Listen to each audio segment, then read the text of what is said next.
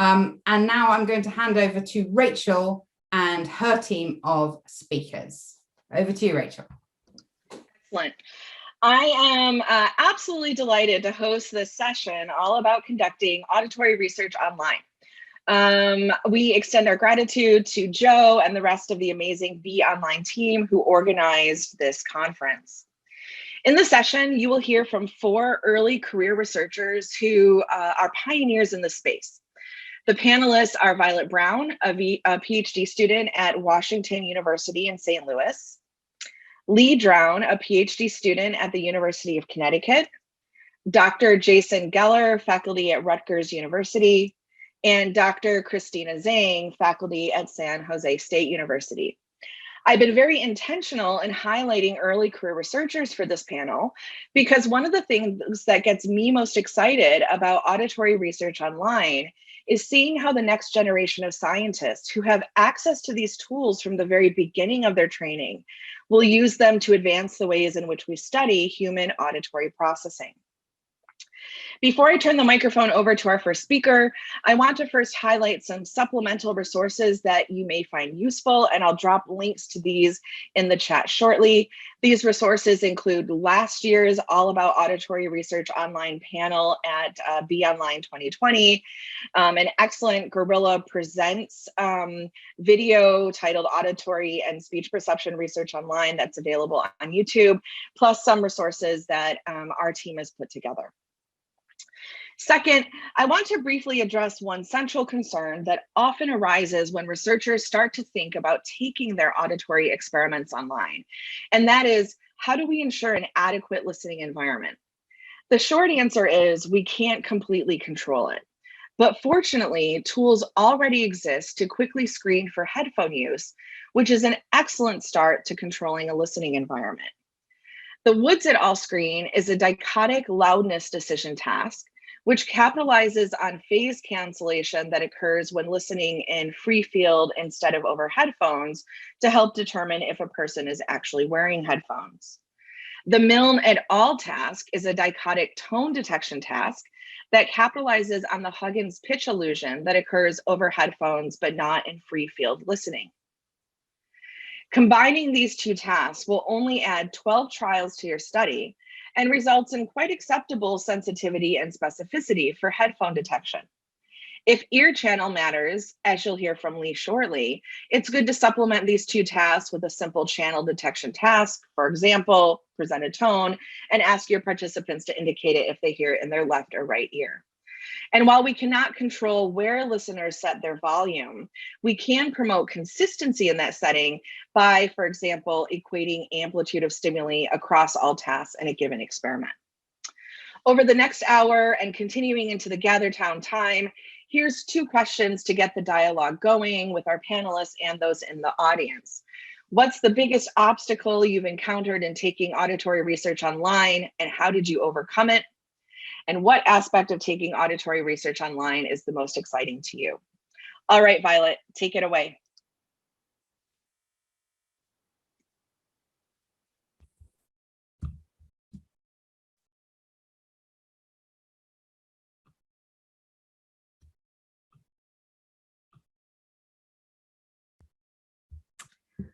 All right, can everyone see everything okay? Awesome. Hi, everyone. So today I'm excited to tell you about some neat, very relevant data that we collected online using Gorilla, where we looked at how face masks affect speech intelligibility. I think the clearest way to introduce this topic is to simply say, speech is hard.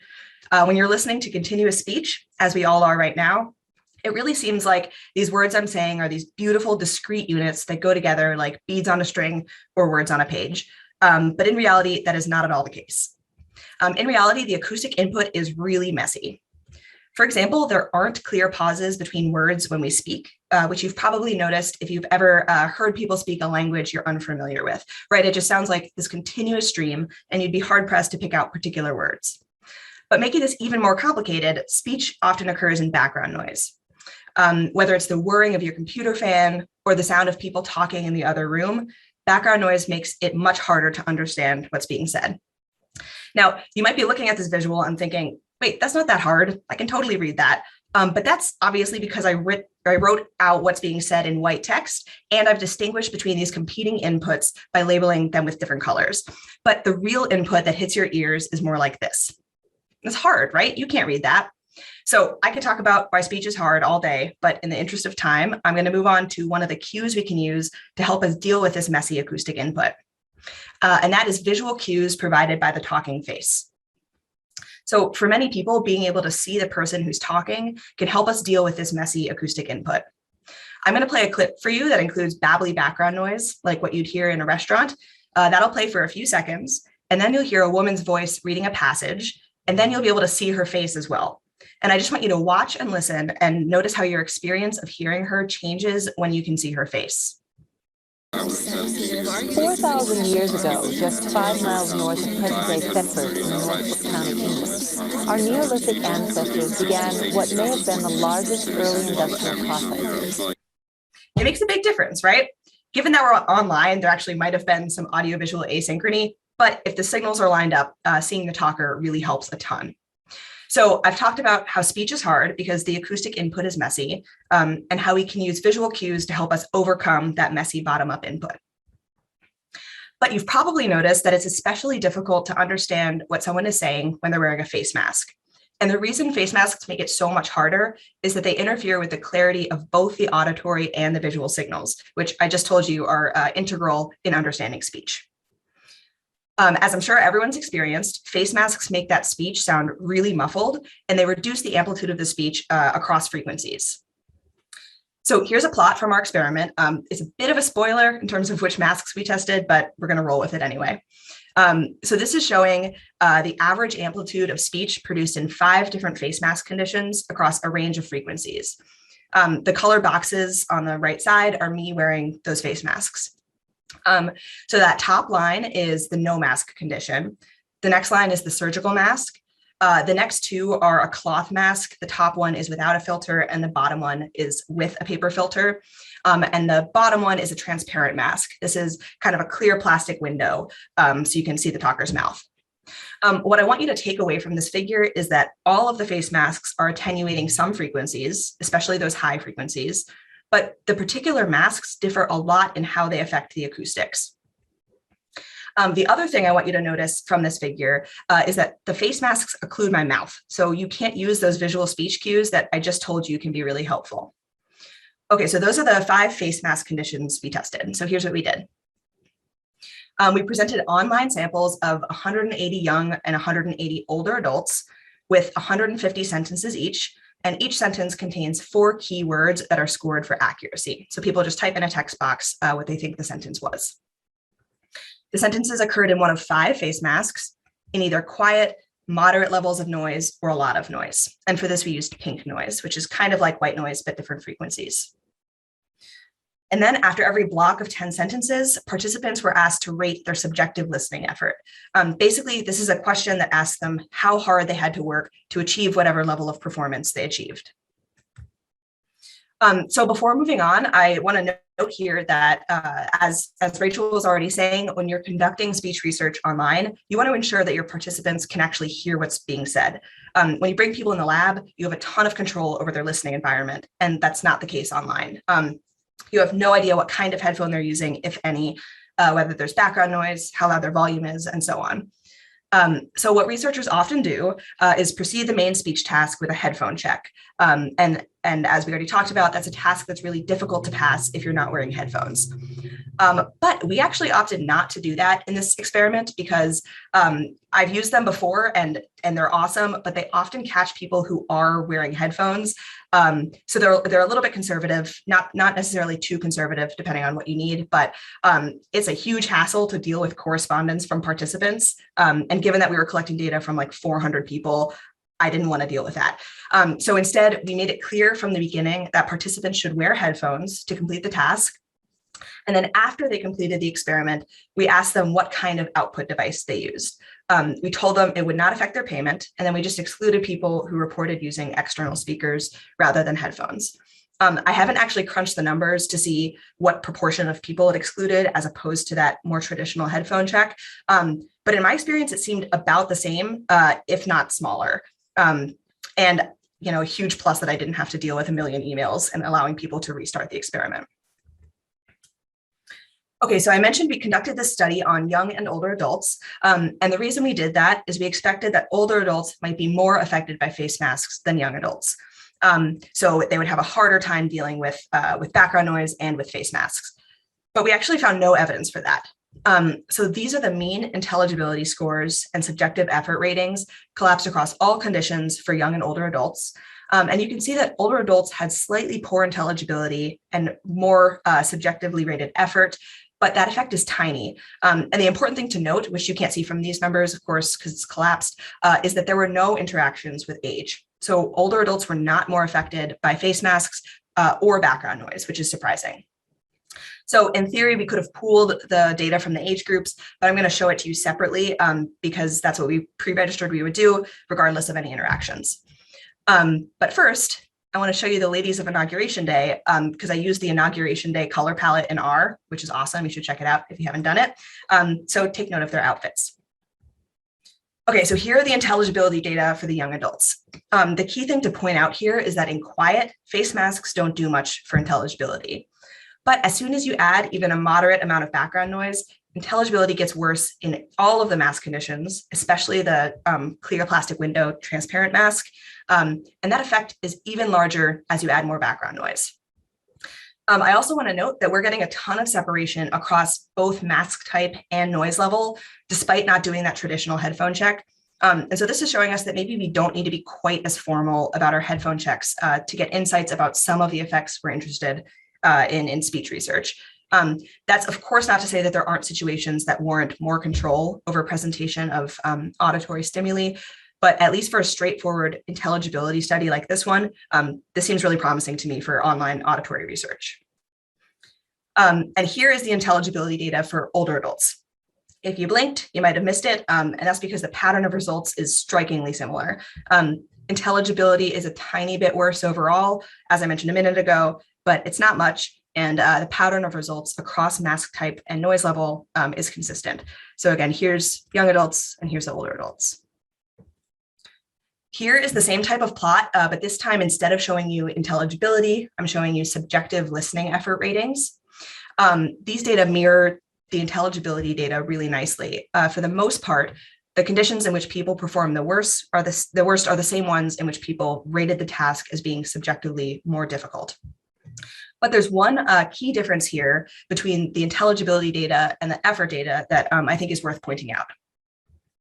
So on the left side here, I didn't change anything. This is the subjective effort data. And on the right, I've overlaid the intelligibility data. This is for young adults, and this is just in quiet. So what you can see is that intelligibility didn't differ in quiet, right? So everyone is performing basically at 100% at ceiling.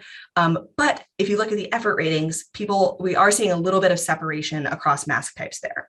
So even though people were performing at the same level in quiet, regardless of face masks, they rated some masks, particularly the transparent mask and the cloth masks, as effortful to process. So this is a nice demonstration that accuracy and subjective effort aren't necessarily the same. And that's an important point for the listener's experience and for clinicians who might be trying to figure out what to do if somebody is having a difficult time recognizing speech. Here is that corresponding data for the older adults. These effort ratings across noise levels look really similar to the ratings provided by the young adults. And here is the effort ratings side by side with the intelligibility. And again, these results are really similar to the pattern in the young adults. Effort ratings differ even when intelligibility does not, and this is for quiet. So to recap what I've gone over so far, we found that face masks have little effect on intelligibility in quiet, but they can impair intelligibility by as much as 30% relative to speech produced without a face mask if you just add a little bit of background noise, and those impairments get even larger in large amounts of background noise.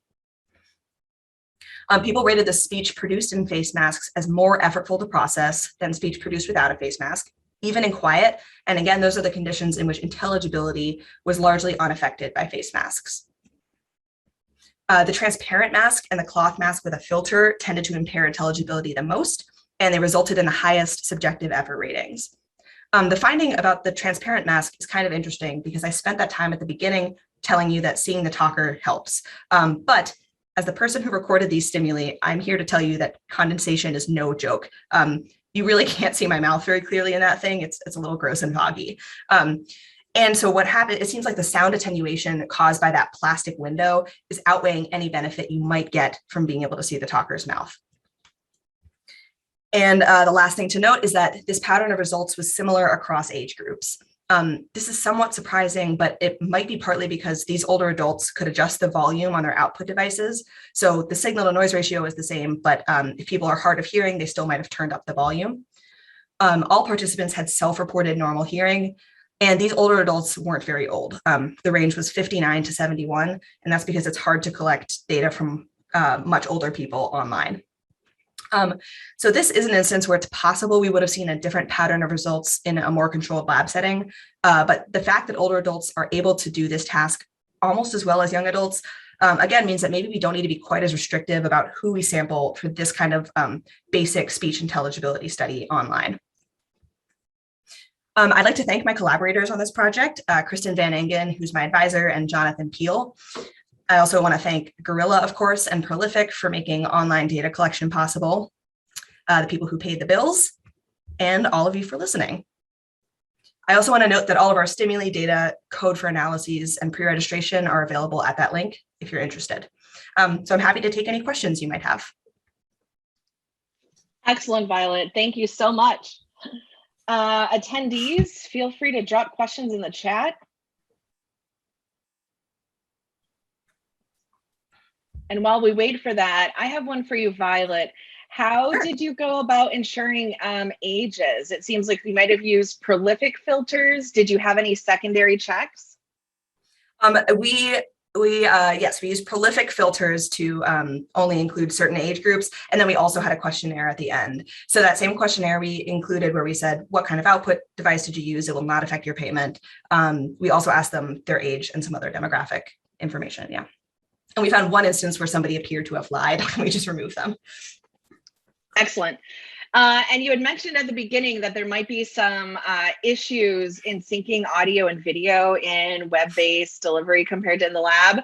Mm-hmm. On the scale of minor to fatal, what was your experience with getting that to sync up? That's a really good question. I think everything worked out pretty well. I've talked to Gorilla a little bit about this, and it seems okay. I got some messages from participants saying that like it would load for a long time. But I think what it's doing is it's loading the video and then it plays it and it should be synced up. Also the audio, it's not like we had separate audio and video files. They have been combined beforehand. So I think it should be okay. I mean, at least, I mean, we're seeing a separation across these masks and from the no mask condition. So clearly like it's synced up enough that you're getting visual benefit from that. Yeah, great tip for that type of research to embed the audio and video signals as opposed to presenting separate ones. Excellent. There's another question here. Were there any issues with typos or spelling mistakes in the keyword typing? Did this affect how you could interpret the results? Yeah, people are really messy typers. We told them to just try to type the whole sentence, and I wrote an R script that does some of the cleaning up. I know there's an R package that does that for you, and I didn't use it for this just because this project was my baby, and I've done this kind of thing before, so I wanted to stick with it before switching to a new method. But we had pre-registered certain kinds of typos that we would change. So, like homophones, common misspellings that are an addition, deletion, substitution away from a word, as long as that doesn't itself form another word. So if it's a non-word and they said, if it was stick and they just missed the K, like that's fine. But these are all things we pre-registered, and I went through and like any incorrect response, just hand scanned and make sure that my R script didn't miss anything. It was a lot of work, and I really need to switch to the other method, I think. Excellent. Thank you so much. Lee. Thank you. You can share your slides and get started. Awesome. Thank you, Dr. Theodore.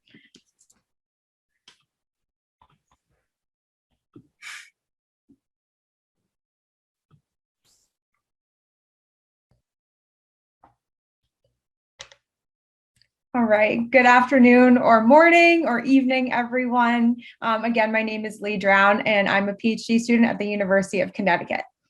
So it's well known that speech signals contain both indexical and phonetic cues, which allow people to recognize voices and meaning from the same signal.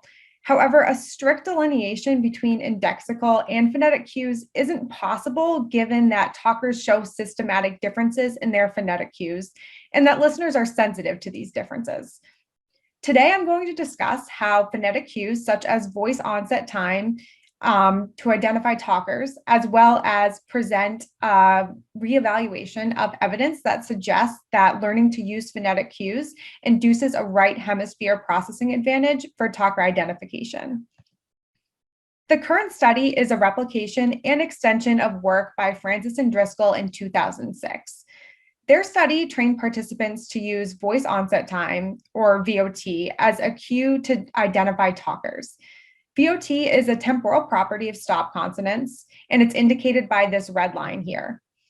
This cue lets listeners decipher the word gain, which is produced with short VOTs, from cane, which is produced by relatively longer VOTs.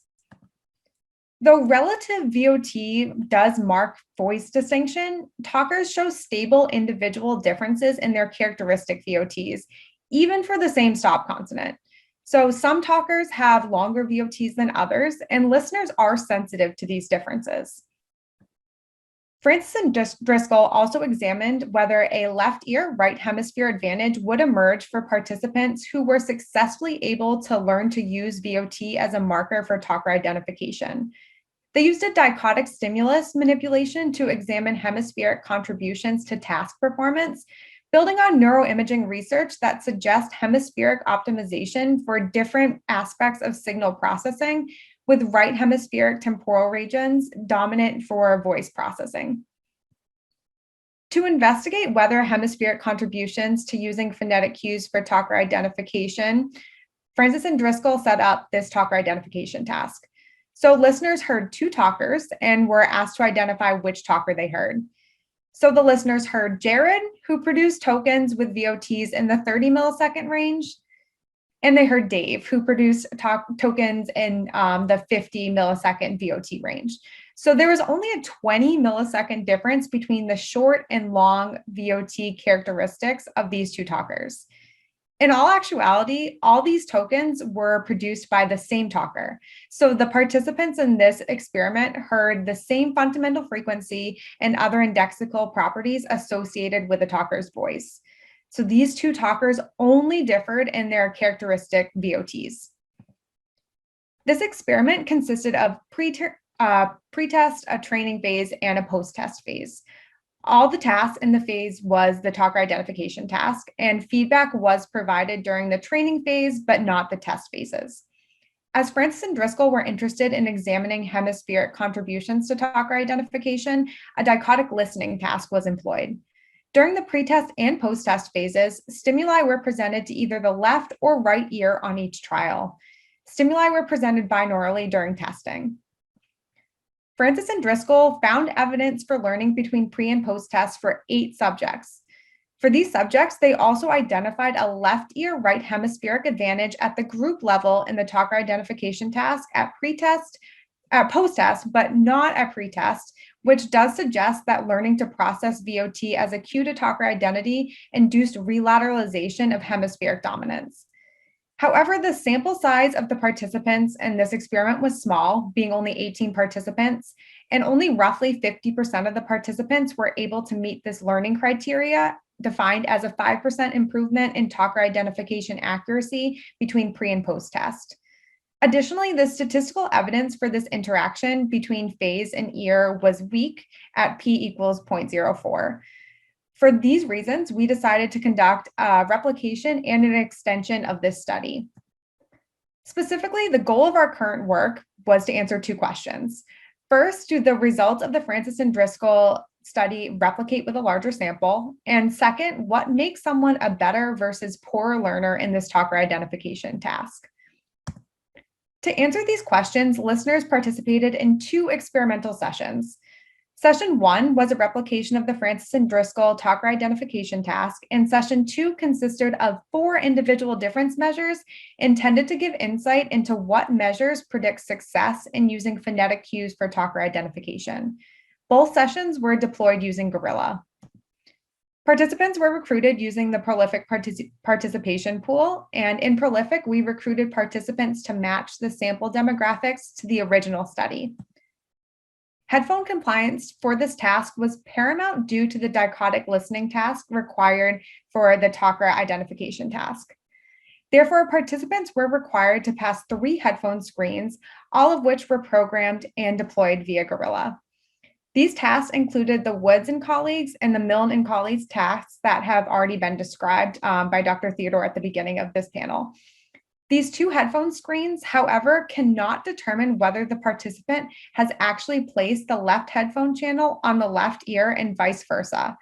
Therefore, we created a novel channel detection task to ensure that the left headphone was in the left ear and vice versa for the right headphone. Listeners had to show ceiling performance in all 3 of these headphone screens to be included in the study. The stimuli for the first session were drawn from 2 VOT continua, one that ranged from gain to cane and one that ranged from goal to coal. Both continua were created from natural productions of the voice endpoint elicited from a single female monolingual English speaker of American English. The token duration for every stimuli were equated.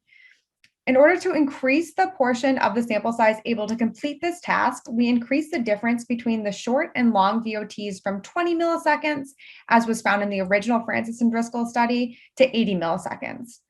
By doing this, we aim to increase the number of participants who could learn to use VOT as a marker for talker identification. We named the long VOT talker Sheila and the short VOT talker Joanne. Both of these talkers had 3 unique tokens in each of their respective long and short VOT ranges. Listeners heard 3 tokens in these VOT spaces throughout the experiment. Specifically, they heard 2 tokens from both Joanne and Sheila for each word during training, and a different token for each talker for each word during pre and post test. Just as in Francis and Driscoll, in our session 1, listeners first completed a pre-test, followed by a training phase and a post-test. Only listeners who met inclusion criteria for session 1 were then invited to participate in session 2. The criteria were, first, that they passed all 3 headphone screens, thus showing headphone compliance, and second, that they performed above chance during the training session. And it should be noted that during the training session, listeners received feedback on responses, so therefore a performance above chance indicates adequate effort to the task. It's important to note as well that we did not exclude participants who did not meet the Francis and Driscoll criteria for learning, as we were interested in examining how individual difference measures tracked with talker identification for all listeners. Of the 140 participants tested in session 1, 28 were excluded on the first criterion and 15 were excluded on the second criterion, leaving a final sample of 97 participants in session 1 who were invited back to complete session 2. Again, session 2 examined individual difference measures to delineate what made certain listeners good at the Francis and Driscoll talker identification task. Since the Francis and Driscoll study did not examine individual difference amongst participants and only showed performance at group level, it is unknown what factors contribute to a person's ability to use phonetic cues, such as voice onset time, for talker identification. The 4 individual difference constructs are shown here, as well as the task used to assess these constructs and how we quantified an individual's behavior in these tasks. So a flanker task was used to measure an individual's inhibition. In the pitch perception task, listeners heard 2 tone sequences and were asked to identify if the tone sequences were the same or different. For the category identification task, listeners categorized the first sound of a VOT continuum as either G or K.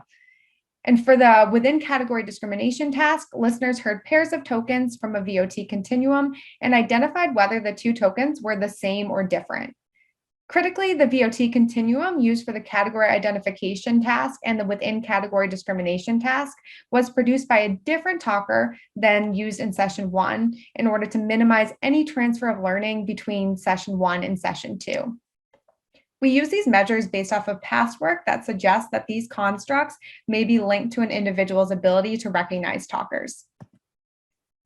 Here I highlight our main findings from session 1. There was a significant increase in accuracy between pre and post-test, as shown in panel A, and people were faster at post-test compared to pre-test, as shown in panel B. However, we found no evidence of a left ear, right hemisphere advantage for this task. The same patterns held when we examined only listeners who showed learning in this task. Here is performance in the 4 individual difference measures in session 2 for the 59 participants who returned for this session. As you can see by the box plots for each task, we did elicit a wide range of individual variation for each construct. Now to the main question, which is what individual difference factors predict performance in the talker identification task?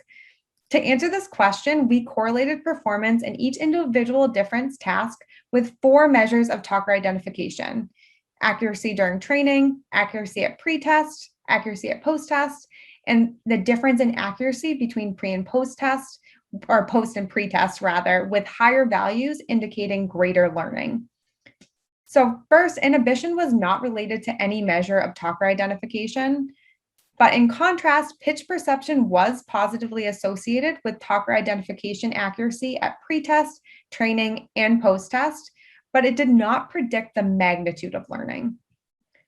Category identification slope was not related to any measure of talker identification performance, but within category discrimination was positively associated with talker identification at pre-test, training, and post-test.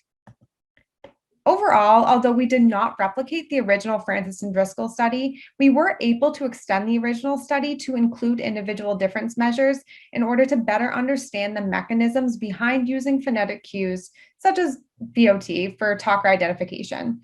Specifically, pitch perception and within category discrimination were found to be predictors of performance on pre-training, pre-test, training, and post-test, but not learning overall. So these findings suggest that a person's auditory acuity plays a strong role in their ability to use phonetic variation as a cue to talker identity. To conclude, I want to highlight some best practices we employed for web-based testing. First, we only invited participants back for experiment 2 who showed that they were following task instructions. Specifically, we tested 140 people overall, but only 97 met headphone and training accuracy criterion. Therefore, we saved valuable lab resources by only testing compliant participants in session 2. Lastly, we employed multiple checks to discourage the presence of automated enrollment in online studies by software applications, otherwise known as bots. In this study, no suspected bots remained after we excluded participants based on headphone compliance and training accuracy. So I'd like to acknowledge my collaborators and funding sources for this work, and I will also direct you to our OSF repository for additional resources. Thank you so much for your attention, and I will now address any immediate questions. Excellently, thank you so much. Attendees? Yes, Lee, there's a question here. Did you redo headphone checks at session 2?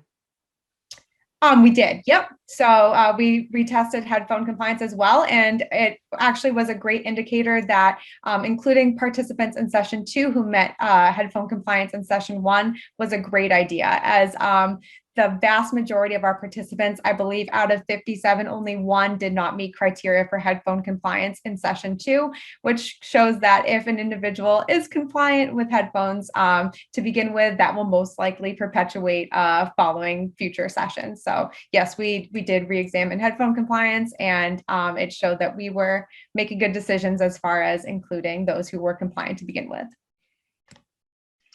Excellent. There's a few more questions coming in. Lee, you can address these in the chat, or we can keep this dialogue going on at BeOnline. But now, Jason, you can get your slide sharing. I will address Joe. Are the materials also available on Gorilla Open Materials? Not yet, but they will be soon. So can everyone hear me? Thumbs up. And can you see my presentation? Awesome. Rachel's nodding. So first off, I want to thank Rachel for inviting me to speak on this panel. For the past couple of years, I've been an observant of the BeOnline conference. So it's really awesome to actually be a participant and, talking about auditory research online.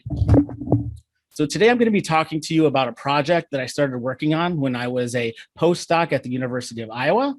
And while there, myself and also colleagues developed a task called the Iowa Test of Consonant Perception. And what we did is we tried to validate it. So that is what I'm going to be talking to you about today.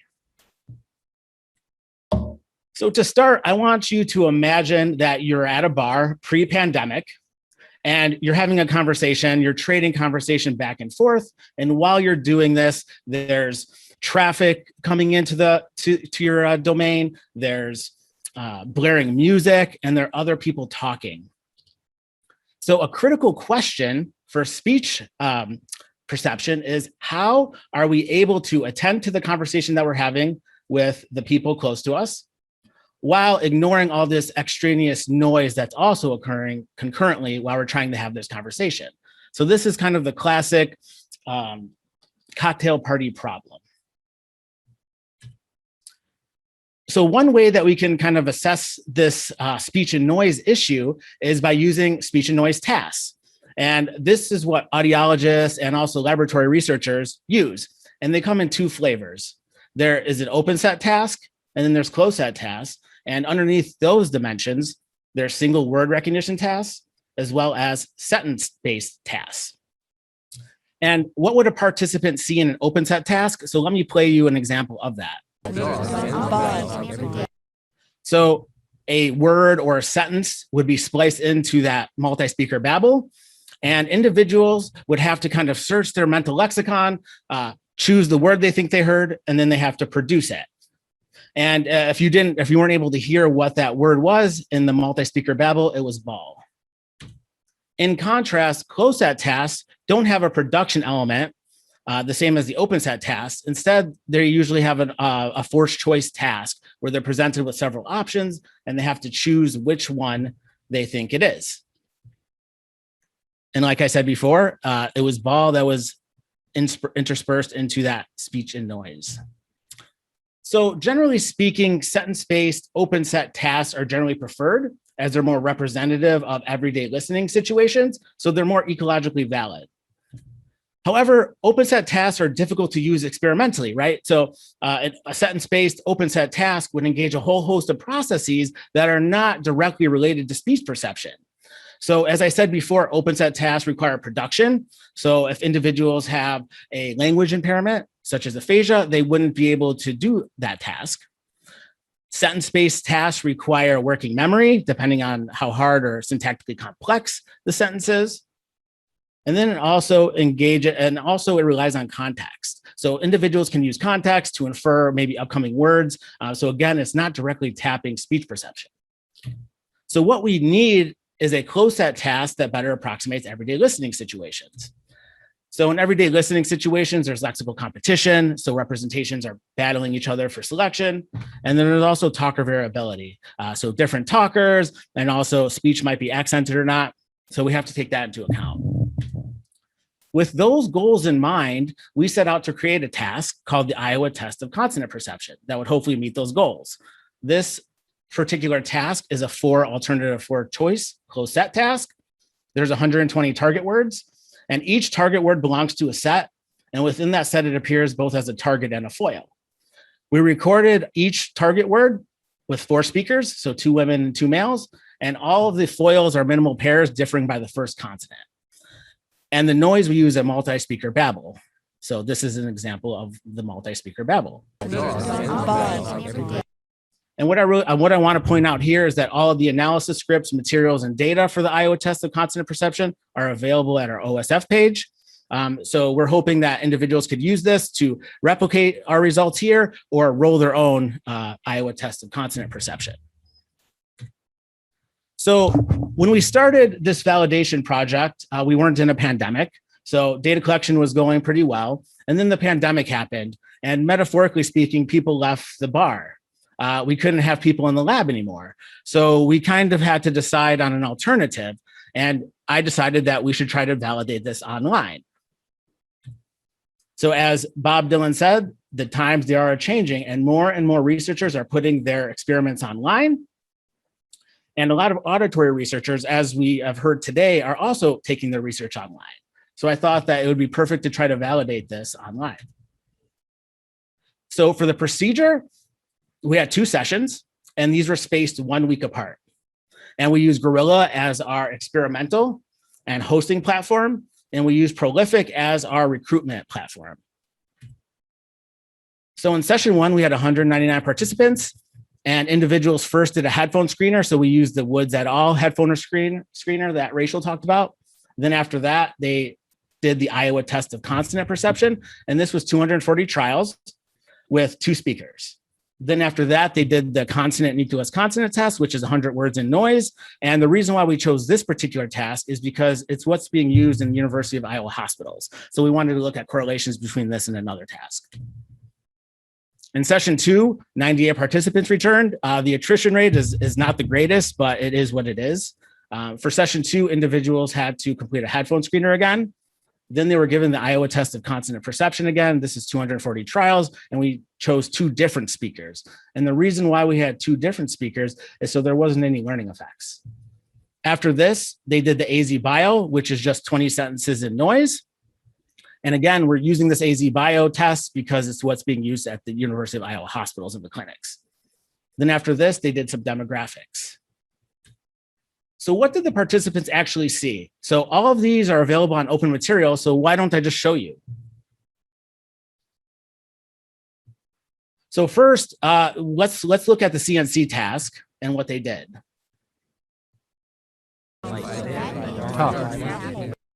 Yeah, so there's a fixation cross, and then there's a word interspersed in that noise, and you just have to type in what you thought you heard. Okay. Again, and the AZ Bio is very similar, but instead of a word, there's a sentence, and they had to type out the sentence that they thought that they heard. For the ITCP, which we have a code name for as isn't, in this, it's very similar. So they hear the word in noise, and then there's 4 choices for them to choose from. And this is the practice trial, so there's feedback, but they would pick maybe that they heard God, and that's incorrect. So that is what these tasks look like online. Okay, so back to the presentation. So before I get into the validation piece, what we wanted to do was pilot these stimuli. So what we did is we ran a study with 50 participants, and we assessed all of these words just in silence so we could get kind of a overall intelligibility of these stimuli. And overall accuracy was about 95%, so that's good. So now let's get into the validation piece. So we were really, what we really wanted to know was what is the reliability of the ITCP? And we did this by looking at test retest. So we had individuals come in during session 1 to do the ITCP, and then a week later they did the ITCP again. So using the interclass correlation, which is a measure of agreement, we get high reliability, so 0.8, which is good. And this is kind of just a scatter plot of session 1 of the ITCP and session 2 of the ITCP, and we can see that there's kind of this positive large correlation. We were also interested in just looking at how the ITCP correlates with the other tasks that we had them do. So for this, we looked at session 1 of the ITCP and the CNC. And what we observed is a correlation of 0.54. And this is actually a robust measure of correlation. So it's percentage bend, which takes into account some of these outliers. And we get a correlation of about 0.54. While it's positive and fairly large by conventional standards, it's not really psychometrically where we want it to be, which is unfortunate. And then we also did the same thing for AZ Bio. So again, we see the scatter plot here. We see that there's a positive correlation and it's fairly large. So it's 0.59, but again, it's not where we want it psychometrically.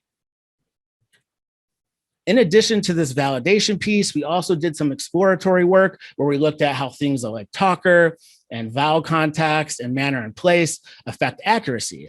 And unfortunately, I can't talk about that research today, but what I do want to talk a little bit about is kind of this IRT one parameter Roush model that we fit, which we extracted all of the item easiness estimates from. So we can see here, so the palette is not as nice as Violet's, but I still like the palettes here. And we can see that all these items kind of fall within kind of the sweet spot of 1 to -1. So there's not really items that are too hard or too easy, which is something that we want.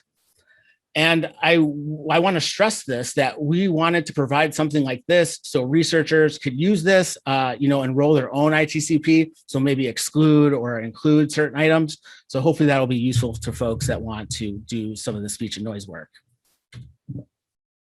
So to kind of sum up, we see that the ITCP is highly reliable. So we had an ICC of about 0.8. The validity measures, I think that that's an open question, and I think we need to do more work. So as kind of next steps, we want to look at the validation in the lab. As I mentioned earlier, we were already starting to validate this in the lab, and then we had to stop doing that. But the data looks pretty good, and that it's pretty comparable from what we're observing online. So that's what we want to see. One thing that I would be really interested in looking at is doing a validation of this study with individuals with hearing impairment. So hearing aid users and cochlear implant users. I think that would be really interesting if we can actually have them stay home. They don't have to come into the clinic, and they could just do this task online, and we could use their information like that. And then lastly, we want to use this experimentally. So we want to do eye tracking research, EEG, and PET research, and that's all being planned out right now at the University of Iowa. So I'm really looking forward to really looking forward to the results that are going to come out from this. So I want to end this by giving some advice that I wish I had when I first started these multi-day studies. It's really, really hard to do these multi-day studies. There's lots of attrition. So I wish I would have known some of these things, going into it, which I did not.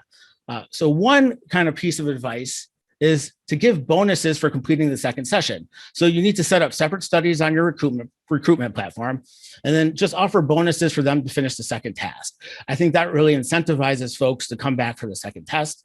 I first did this with just having everything as one session, and it ended horribly. There was, lots of people taking it and not coming back for the second session. So that really hurt my numbers. It's very important that you're explicit in your study description. So you need to lay out exactly what you want the participants to do. And also, so there's no ambiguity when participants, email you and say that there were some issues with the experiment, or they didn't do the second part, or can they do the second part? You just need to be explicit. Very important is to email subjects multiple times to remind them of an upcoming session. I don't know if Prolific fixed this, but it was very hard to just select participants that you wanted to email separately. You had to email everyone that participated in your study, which is not ideal. And then lastly, just try to make your experiment a reasonable length. So for this particular project, each session took about 40 minutes, and really that's not ideal. You want to make sure that it's manageable for them to complete, and they're not bored or they don't lose motivation. So maybe if I had to do this again, I probably wouldn't have it be so long, or I'd spread it out over multiple days, so it's in a reasonable length. So that's kind of my advice, or things that I wish I knew when I first started these multi-day experiments. And with that, thank you, and I look forward to your questions. That was fantastic, Jason. Thank you so much. As always with your work, I'm just impressed with such top-notch empirical methods, and what a deep commitment to open materials as well. It's just wonderful. We might have time for one quick question. Again, we can also use the chat and the Q&A forum and time in GatherTown. Okay, Christina, you can share your slides.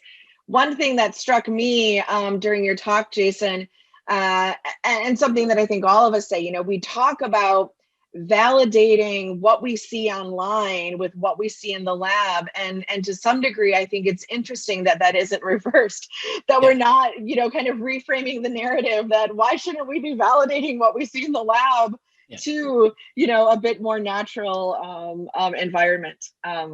Really great work. All right, Christina, you're up. All right, thank you, Rachel, for the introduction at the beginning of the session, and to both you and Joshua for gathering us in this space. I also want to say a thank you up front for everyone who is still here at the last talk of the day. I'm excited to share about my experience conducting speech perception experiments online, highlighting the power for these online experiments to democratize science and teaching. I'll aim to achieve two objectives in my talk today. The first is to share some findings that add to what we now know is a growing piece of evidence that online speech perception experiments are highly efficient and do yield robust data. The second objective is to share some thoughts on how online experiments more broadly can make science more accessible for both researchers and participants. In my work, I study how we as listeners overcome the enormous amount of variation that we encounter when we listen to different voices and utterances. Our experiments typically require participants to listen to auditory stimuli and make subsequent responses on a computer to each one. For in-person or in-lab experiments, this would typically require what's pictured on the left, a sound attenuated, distraction-free booth, high-quality headphones, and specialized software as well as hardware. As a disclaimer, I have to state that my first real dive into the world of online experiments was in late 2019, which makes me a relatively novel user of these online experimental methods. But this is when I started to wonder, is such a highly controlled listening environment really necessary? In the interest of achieving this first objective, I'd like to share what are now published findings from my first foray into the online experiment world. This is work done in collaboration with my colleagues, Dr. Lynn Nygaard and Dr. Rachel Theodore, where we examined the time course of a phenomenon called lexically guided perceptual learning. We know that listeners use a whole host of cues to map the acoustics of the speech signal onto linguistic units. One of these cues is lexical knowledge. Imagine hearing a fricative sound that's between an S and an esh sound. If that ambiguous sound is embedded into this word on the left, the listener hears that sound as an S, as in dinosaur. But if that same ambiguous sound is instead embedded in the word on the right, the listener hears that sound instead as an SH, as in efficient. So as listeners are exposed to these ambiguous sounds in stable lexical context that bias them to hear either S or esh sounds, what we then see are changes in the listener's representations of their S and esh categories. These changes in sound category representation are what we call lexically guided perceptual learning. In both the online and in-person versions of this task, the lexically guided perceptual learning paradigm takes about 20 minutes to complete. So here, listeners complete an exposure phase followed by a test phase. And in the exposure phase, they complete a lexical decision task where they hear an ambiguous sound, such as a fricative between S and esh. One group hears this ambiguous sound that's embedded in words, biasing them to hear it as an S. Whereas another group is biased to hear that same sound as an esh. So after exposure, the listeners complete a phonetic categorization task where they identify ambiguous sounds on a non-word continuum, here either as asi or ashi. We drew our samples from Prolific and executed the experiments in Gorilla. We completed a total of 6 experiments in this publication, but in the interest of time, I'll share the findings from one.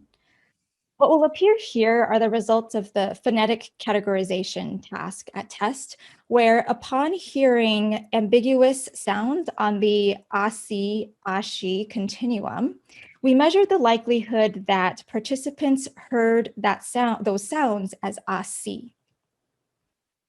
Here we see robust evidence for lexically guided perceptual learning, as listeners were more likely to hear the ambiguous sounds as asi when they were biased to hear S during exposure indicated by the red line. Then when they were biased to hear the sounds as SH during exposure, shown here by the green line. To showcase the high level of data quality that we see at the individual level, here are separate plots for each of the 70 participants at test, where we can see the expected psychometric curves for every single participant. We only excluded 5% of our participants across the 6 experiments due to failure to perform the task. We did have to exclude 16% of the total number of participants due to failure to pass the Woods et al. Headphone check that Dr. Theodore described at the beginning of the session. But this was a small price to pay, given the speed of data collection. So for example, we collected data from the 70 participants presented in experiment 1 in under a single hour. I hope what I've shared has supported the idea that online speech perception experiments are highly efficient and yield robust findings, even with auditory tasks that require fine-grained phonetic discriminations like the one I presented. I now want to turn to the idea that online experiments can provide us with 2 things in particular: access to a larger and more diverse pool of participants, and also more user-friendly experiment building interfaces for our students and research mentees. This is the figure I showed earlier.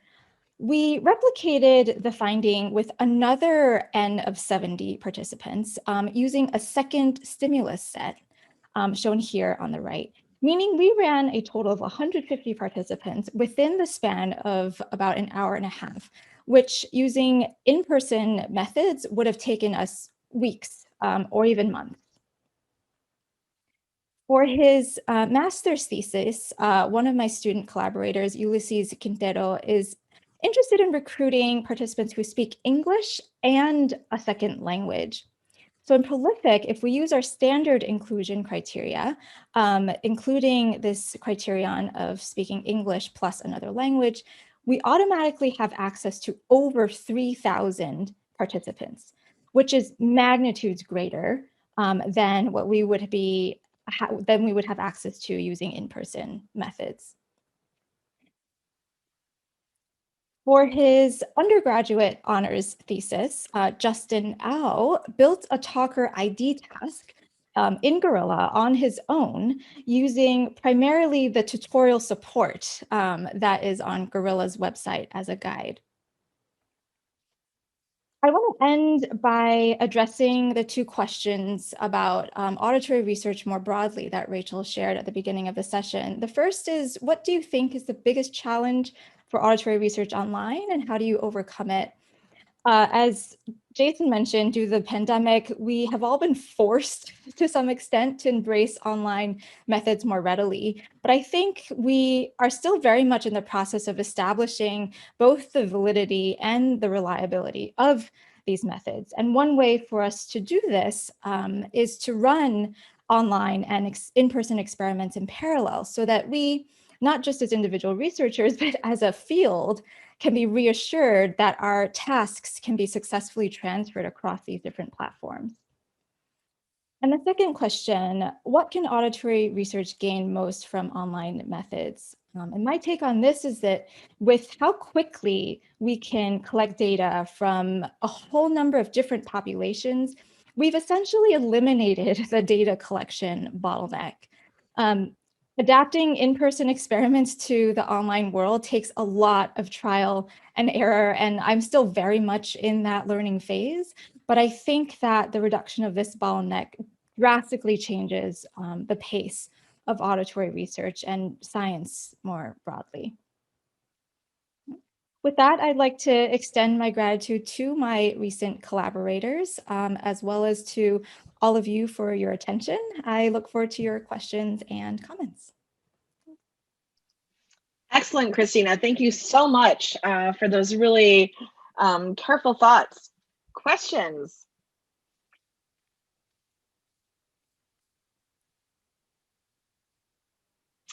Yeah, here's one for you, Christina. I was wondering if in your work you've observed the use of different exposure phase methods besides lexical decision in an online world, passive story listening, closed sentences, and if you've noticed any differences at test as a function of those exposure phase methods. Thanks for that question. So again, coming back to this disclaimer that I'm a relatively novel user of online methodology in general for auditory research, we've only done some pilot work using other kinds of exposure methodologies. So we're in the process of piloting a talker identification task where during the exposure phase, listeners will hear utterances spoken by specific talkers and have to indicate which talker they think they're hearing, with the ultimate goal being able to identify the different voices in the task. And so far, we haven't seen any kind of noticeable difference in performance for in-person, in-lab versions of that and online versions. What we do notice is that sometimes participants will take self-inflicted breaks. And so one lesson we've learned is that in addition to keeping the task relatively short, we will build in some breaks so that they're not leaving the computer for an extended period of time. But the short response to that question is, at least with talker identification tasks and this lexically guided perceptual learning task, we haven't seen reasons to not transfer these into the online world. Excellent.